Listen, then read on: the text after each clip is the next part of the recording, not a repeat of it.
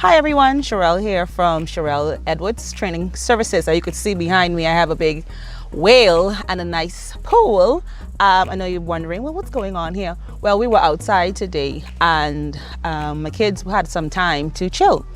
And so I wanted to jump on the live and talk to you guys about taking time to talk with your kids. It's very, very important. The other day, after about 2.5 months, both my kids and I, we traveled on the road. We had been inside for an extended period of time. And what we didn't realize was the 5-year-old was very apprehensive about leaving. We hadn't sat and talked to her specifically about what the virus could do to her.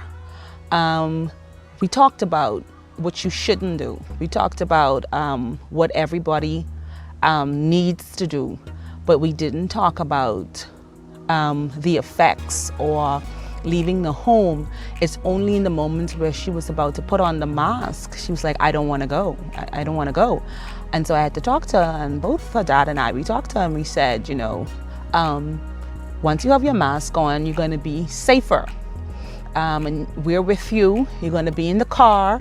And so you don't have to worry about the virus. And that's what she calls it, the virus. You don't have to worry about the virus. And so it took her a while to get it on, and then it was too big. And I think you could see like that whole wanting to be fearful come back again. And you know, we'd explain to her that it's okay if it's too big. We're gonna get you one that fits you properly.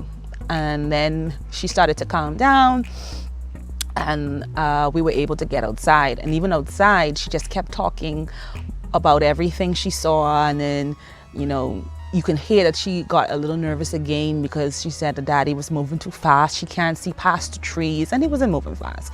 But we realized that she was having a bit of an anxious moment.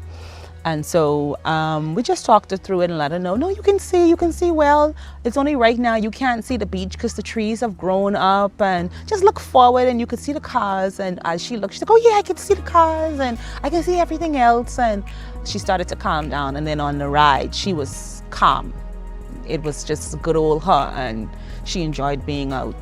And then the other day, my 11-year-old came to me and she wanted to know what was happening in the world, because there were some people on TikTok who were talking, you know, with racist words.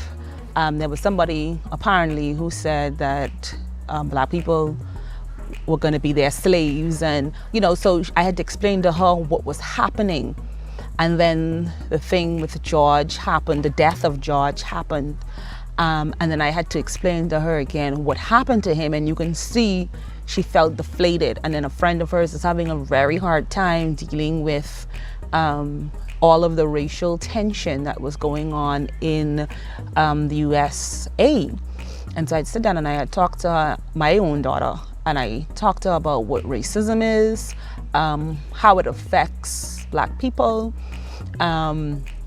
what she can do to help her friend get through it, and to remind her that we only can do what we can, and that's the best that we can do. And so after we had a little talk, it was good for her. But here's what I need for you guys to do. I need you to sit with your children. I need you to talk with your children. Things are affecting them more than you know.